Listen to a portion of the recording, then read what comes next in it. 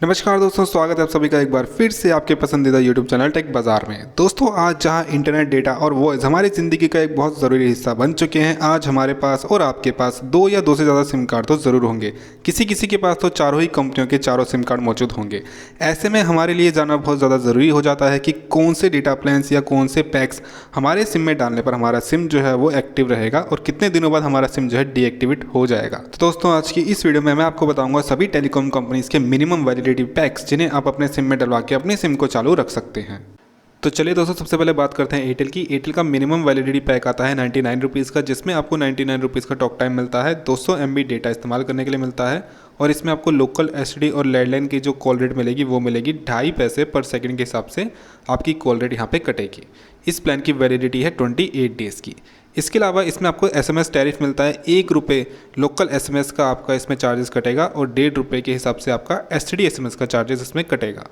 200 MB data इस्तेमाल हो जाने के बाद आपका जो डेटा टैरिफ जो रहेगा वो रहेगा 50 पैसा पर MB के हिसाब से आपका यहाँ पे चार्जेस कटेगा। अब बात करते हैं वोडाफोन आइडिया की। वोडाफोन आइडिया के यहाँ पर वैलिडिटी पैक्स आते हैं 99 रुपीज़ का, 107 रुपये का और 111 रुपये का। 99 रुपये वाले पैक में आपको 99 रुपये का टॉक टाइम मिलता है, 200 MB डेटा मिलता है और 28 दिन की वैलिडिटी इसमें आपको मिलती है।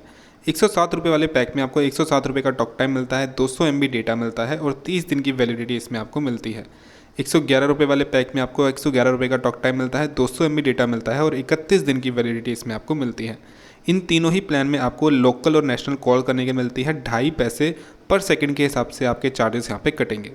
इसमें आपको आउटगोइंग SMS की फैसिलिटी नहीं मिलती, लेकिन आप आउटगोइंग SMS सिर्फ 1900 यानी कि अगर आप पोर्ट आउट करना चाहते हैं अपनी सिम को, तब आप 1900 पर ही SMS सेंड कर पाएंगे।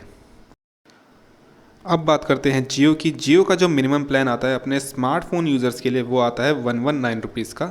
119 रुपीज़ के प्लान में आपको 14 दिन की वैलिडिटी मिलती है, साथ ही 1.5 GB डेटा पर डे इस्तेमाल करने के लिए मिलता है, यानी कि टोटल 21 GB डेटा आपको इस्तेमाल करने के लिए मिलेगा। अनलिमिटेड कॉल करने की फैसिलिटी मिलती है, साथ ही इसमें आपको 300 SMS भी इस्तेमाल करने के लिए मिलते हैं। BSNL की बात करें तो BSNL का सबसे छोटा पैक वैलिडिटी पैक आता है 49 रुपीज़ का, जिसमें आपको 100 मिनट्स मिलते हैं लोकल और STD कॉल करने के लिए, 1 GB डेटा मिलता है और 20 दिन की इसकी वैलिडिटी है। 75 रुपीज़ के पैक में आपको 200 मिनट मिलते हैं कॉल करने के लिए, 2 GB डेटा मिलता है और 30 दिन की वैलिडिटी इसमें मिलती है। 94 वाले वैलिडिटी पैक में आपको 200 मिनट लोकल और STD कॉल करने के लिए मिलते हैं, 3 GB डेटा मिलता है और 45 दिन की वैलिडिटी इसमें आपको मिलती है। 107 रुपये के वैलिडिटी पैक में आपको 200 मिनट लोकल और STD कॉल करने के लिए मिलेंगे, 3 GB डेटा इस्तेमाल करने के लिए मिलेगा और इस प्लान की वैलिडिटी है 50 दिनों की।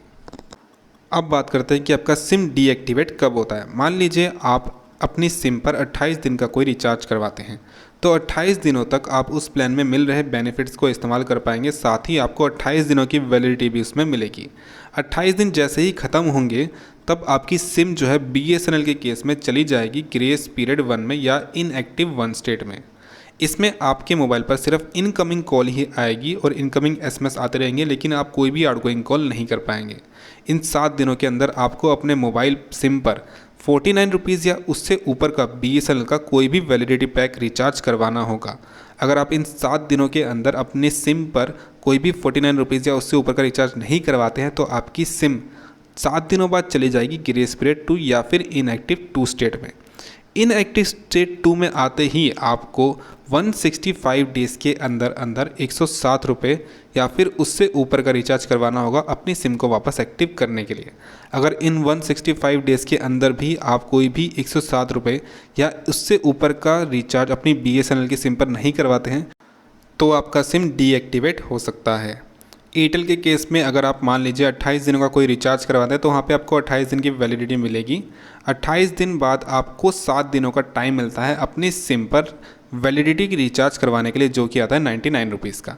इन 7 दिनों तक आपके सिम में इनकमिंग कॉल्स और इनकमिंग SMS आते रहेंगे, लेकिन आप कोई भी आउटगोइंग कॉल नहीं कर पाएंगे। अगर इन 7 दिनों के अंदर भी आप एयरटेल का कोई भी वैलिडिटी पैक रिचार्ज नहीं करवाते हैं तो आपकी सिम यहाँ पर पूरी तरह से ब्लॉक हो जाएगी। उसमें ना ही कोई इनकमिंग कॉल आएगा, ना ही कोई इनकमिंग SMS आएगा और ना ही कोई आप आउटगोइंग कॉल उसमें कर पाएंगे। इसमें आपको 90 डेज़ का समय मिलता है। 90 डेज़ के अंदर आपको अपनी सिम में दोबारा से वैलिडिटी रिचार्ज करवा लेना है ताकि दोबारा से वो एक्टिव हो जाए। अगर 90 डेज़ तक आप उसमें कोई भी रिचार्ज नहीं करवाते हैं तो आपकी सिम यहाँ पर डीएक्टिवेट हो सकती है। वोडाफोन आइडिया में भी आपका सेम केस आता है। आप अगर 28 दिन का रिचार्ज उसमें करवाते हैं तो 28 दिन की वैलिडिटी उसमें आपको मिलती है। 28 दिन बाद आपको 6 से 7 दिन का समय मिलता है अपनी सिम पे कोई भी वैलिडिटी पैक करवाने का। इन 6 से 7 दिनों तक आपकी सिम में सिर्फ इनकमिंग कॉल्स और एसएमएस ही आएंगे, आप कोई भी आउटगोइंग कॉल नहीं कर पाएंगे। अगर इन 7 दिनों के दौरान आप कोई भी वैलिडिटी पैक अपने वोडाफोन आइडिया की सिम पे नहीं करवाते हैं तब आपकी सिम जो है वो पूरी तरह से ब्लॉक हो जाएगी और इसमें भी आपको ऑलमोस्ट 90 डेज़ का ही समय मिलता है अपनी सिम पर वैलिडिटी पैक करवाने का और अपनी सिम को दोबारा से एक्टिवेट करवाने का। अगर इन 90 दिनों के अंदर भी आप कोई भी वैलिडिटी रिचार्ज नहीं करवाते हैं तो आपकी सिम यहाँ पर डीएक्टिवेट हो सकती है। जियो की बात करें तो अगर जियो में आप 28 दिन का रिचार्ज करवाते हैं तो वहाँ पे आपको 28 दिन की वैलिडिटी मिलती है। 28 दिन के बाद आपको 90 दिनों का यहाँ पे टाइम मिलेगा। 90 दिनों के अंदर आपको अपने जियो के सिम पे वैलिडिटी रिचार्ज करवा लेना है। इन 90 दिनों के दौरान आपकी सिम पर इनकमिंग कॉल्स और इनकमिंग एसएमएस आते रहेंगे। 90 दिनों तक भी अगर आप अपनी सिम पे कोई भी रिचार्ज नहीं करवाते हैं तो 90 दिन बाद हो सकता है आपकी सिम डीएक्टिवेट हो जाए।